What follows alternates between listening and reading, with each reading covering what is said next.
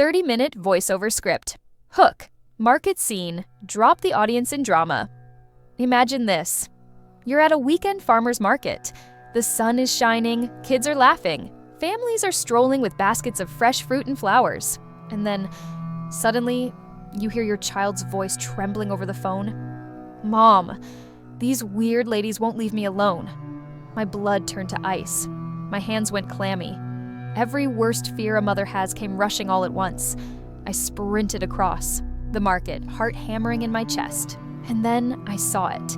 6 older churchwomen had circled my 15-year-old daughter like vultures around prey, their faces sharp with judgment, their voices loud enough to make heads turn. My little girl, on her birthday, stood clutching her small bag of sweets, cheeks wet with tears. That was the moment something inside me snapped. But to understand why these women attacked my child in public, you need to know the whole story. And it begins with betrayal. Backstory. The betrayal. 6 minutes. I'm a 46-year-old single mom of 2 teenage daughters, 17 and 15. Life has been anything but kind to us. Just last year, my ex-husband, the father of my girls, died in a car accident. You'd think that would have united us in grief. But grief wasn't what we felt. No, what we felt was betrayal. Because before he died, we discovered he'd been cheating on me. And not just a fling. No, he had an entire second life. His mistress gave birth to 2 little boys. When my daughters learned the truth, it shattered them. Imagine being a teenage girl already struggling with the chaos of growing up and then finding out your dad had another family. That pain cut so deep it scarred them permanently. And as if that wasn't enough, instead of compassion, my ex's parents, my girls' grandparents, turned against us. They tried to manipulate their way into custody of my daughters. They pressured us to take in the mistress's kids. And when that failed, they weaponized their church community against us. The market incident, confrontation, 7 minutes. Flash forward to the farmer's market. My youngest, the birthday girl, had been so excited. I'd given her a little spending budget. Buy whatever makes you happy, sweetheart. It's your day. She bought chocolates and candy, smiling for the first time in weeks, until 6 churchwomen cornered her.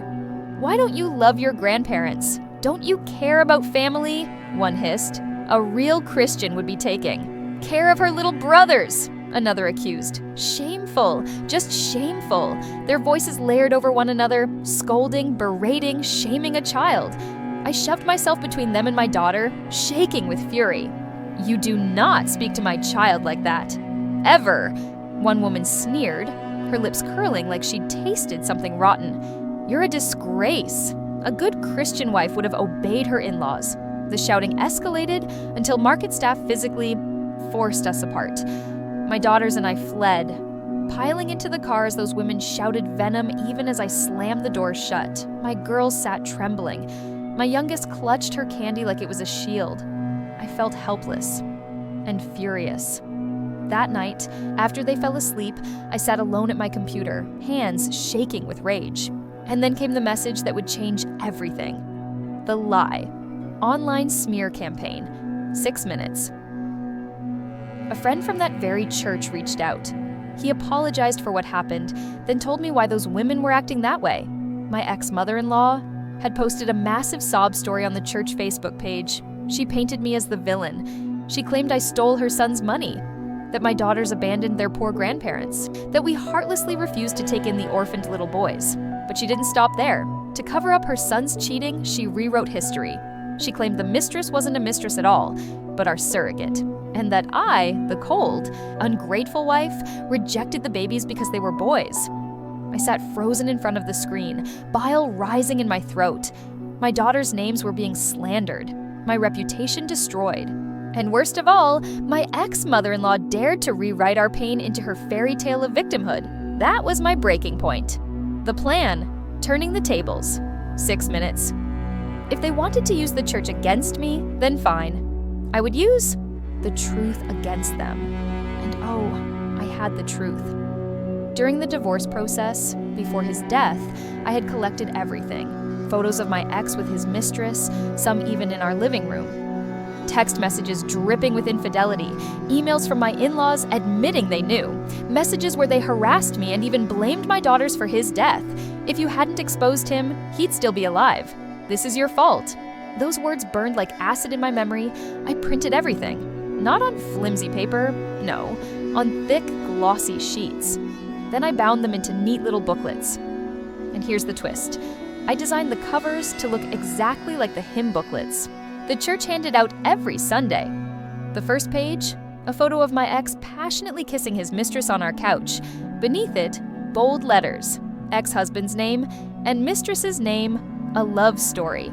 Execution, the drop, 4 minutes. That Sunday, my hands trembled as I walked into the church. The sanctuary smelled of polished wood and faint candle smoke. My pulse roared in my ears. At the back, a table stacked with hymnals. I casually slipped my special editions into the pile, smiled politely, walked out. And then, I waited. Fallout. The exposure. 5 minutes. By that afternoon, the church gossip mill erupted like wildfire.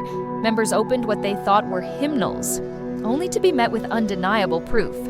Photographs, messages, emails, lies, all laid bare. Facebook exploded. The hypocrisy of the so-called perfect family was shredded. She lied to us. She used us. Those poor girls were bullied while she covered for her cheating son. The pastor himself had to beg people to stop tearing my in-laws apart online. But it was too late. The tide had turned. Apology letters even arrived for my daughters. Invitations to return to the church for support. And my ex-in-laws? Shunned, ashamed, forced to leave the church they had once ruled with smug righteousness. Reflection and closure, 4 minutes. That night, I sat with my daughters. We read the letters together. My youngest whispered, "So, people finally believe us?" Hugged her tightly. "Yes, sweetheart, they finally know the truth. Revenge doesn't undo betrayal, it doesn't erase scars, but sometimes justice, delivered in the right way, can heal wounds. For me, it wasn't about humiliating my ex-in-laws, it was about protecting my girls, showing them that lies can't silence truth forever, and if there's one thing I've learned, it's this. Never underestimate a mother's fury when her children are attacked." Outro, 1 minute. So, what do you think? Did I go too far, or was this exactly the justice my daughters deserved? If you've ever seen lies turned against the wrong person, hit that like button. And if you want more stories of karma, betrayal, and ultimate revenge, subscribe and stick around. Because sometimes the best hymns are sung with truth.